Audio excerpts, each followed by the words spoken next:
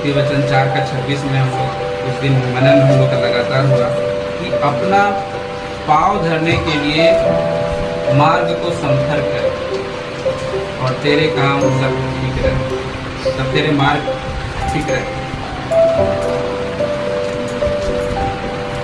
हम लोग अपने पाँव रखने के लिए मार्ग को कई एक बार समथर नहीं करते। मतलब अगर रोड में ही तो समथर किया हुआ है ना, प्लेन किया हुआ है। ऐसे रास्ता में आप क्या चलेंगे, अच्छा से चल सकते हैं जहाँ पर प्लेन नहीं है, मतलब ऊबड़ खाबड़ हो, कभी ऊंचा कभी नीचा, कभी झाड़ी कभी दलदल हो, तो वहाँ पे आप अच्छा से चल सकते हैं। प्रभु में भी ऐसे ही है कि कई एक बार हमारा जो रास्ता है, जो हम रास्ता बना के रखें या रास्ता जो हम चुन के रखें हैं असल में अपने लिए, वो कैसा होता है। आत्मिक जीवन का रास्ता कई एक बार चल तो रहे हैं लेकिन दलदल रास्ता बना अपने लिए चुन लिए, है ना। और क्या हुआ, दलदल रास्ता चुन के उसमें घुस भी गए और आधा डूब भी गए, और उसके बाद हम चाह रहे कि आगे बढ़े। दलदल से निकलना पड़ेगा। आपके जीवन में क्या दलदल है आपको समझना है। हर एक अगर दलदल से आप फंसे रहेंगे आप कभी भी आगे नहीं बढ़ सकते। दलदल हो सके आपका जीवन में कुछ संसारिक इच्छा हो सकता है, हो सके कुछ ऐसे जवान लोग का आज के टाइम में कुछ दोस्त हो सकते हैं, लड़का दोस्त भी हो सकता है, ऐसा बात नहीं है, गर्लफ्रेंड वाला बात नहीं, क्योंकि ये जो ट्रेंड है अभी इसीलिए मैं बोल रहा हूँ।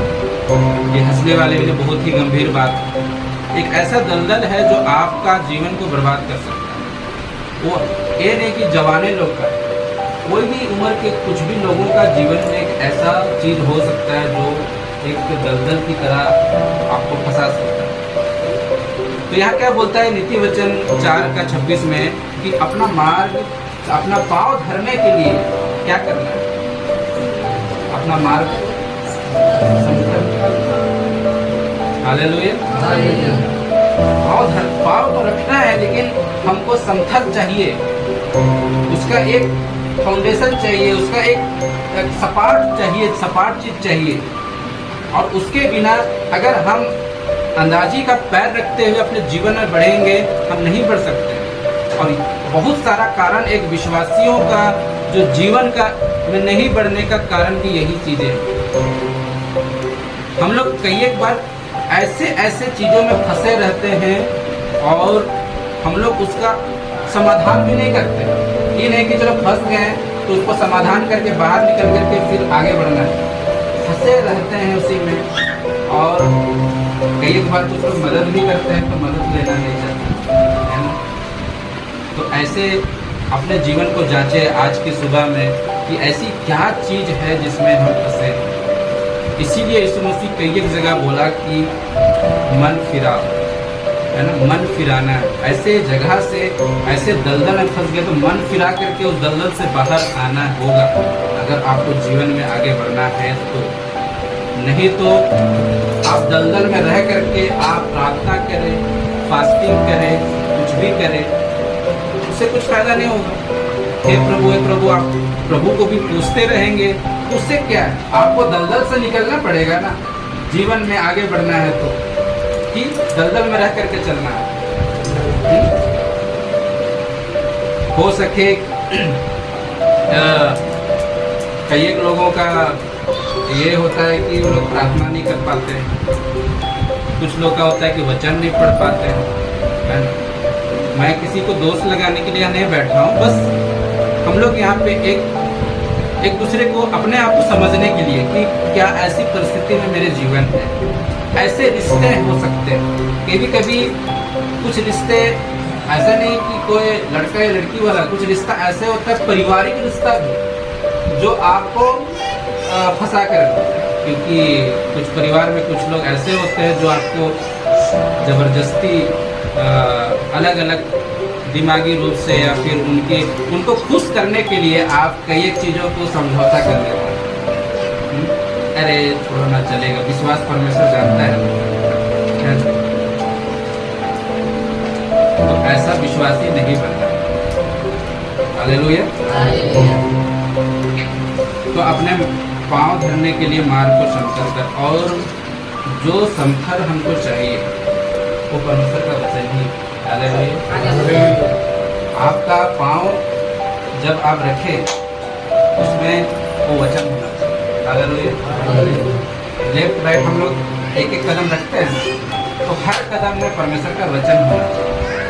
अगर आपका कदम परमेश्वर का वचन में नहीं है, आप सोचिए दलदल में कदम रख रहे हैं।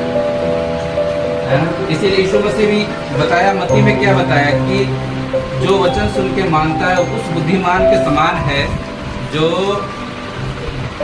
अपना घर कहाँ पे बनाया, चट्टान पे बनाया, मैं आया, बाढ़े आई, आंधियाँ चली और उस घर से टकराई और वो घर कुछ नहीं हुआ। और कुछ ऐसे निर्बुद्धि बारे बताया जो अपना घर बालू पर बनाया और मैं आया, बाढ़े आई, आंधियाँ चली और घर से टकराई और क्या हुआ, घर सत्यानाश हो गया। तो परमेश्वर हमको सत्यानाश करने के लिए यीशु मसीह दुनिया में नहीं है, इस बात को हमको समझना होगा। परमेश्वर हमको बचाने के लिए स्वर्ग से आया, तो क्या वो आ करके चाहेगा कि हम और आप नाश हो जाए? बिल्कुल नहीं, वो नहीं चाहता। उसकी दिल की इच्छा है कि वो आपको जीवन से भर दे, आपके जीवन में खुशियों से, शांति से, आनंद से, वो हर एक अच्छी चीज़ों से आपको भरना चाहता है, क्योंकि वो हर एक चीज़ों के लिए बलिदान दे दिया। आपकी चंगाई के लिए कुर्बानी दिया है, आपके छुटकारा के लिए, आपके कमी घटी के लिए उसने कीमत चुकाया। हालेलुया। तो आज आप कहाँ पर आपका पाँव है? अगर दलदल में है, वचन को पकड़िए। वचन जैसे आप पकड़ेंगे दलदल से बाहर आ जाएंगे। हालेलुया। क्योंकि वचन ही एक तरह से बोलेंगे परमेश्वर का हाथ है जो आपको क्या करता है, आपको थाम लेता है, आपको बचा लेता है, आपको छुड़ा लेता है। हालेलुया। इसीलिए मैं कहीं ज़्यादातर वचन के बारे में मैं बात करता हूँ, क्योंकि परमेश्वर को हमने देखा नहीं है साक्षात, लेकिन हम कैसे जान सकते हैं कि उसको हम वचन से ही जान सकते हैं। हालेलुया। उसका वचन होता ना, वचन ही तो परमेश्वर है। लिखा है आदि में क्या था, वचन था, वचन क्या था, परमेश्वर के साथ था, वचन। मतलब आप वचन को ग्रहण कर रहे हैं तो आप परमेश्वर को ही ग्रहण कर रहे हैं। हालेलुया। हम बोलते हैं कि हम प्रेम करते हैं, लेकिन वचन को अगर हम ग्रहण नहीं कर रहे हैं तो कैसा प्रेम? हाँ, ऐसा प्रेम तो नहीं होता है। होता है क्या?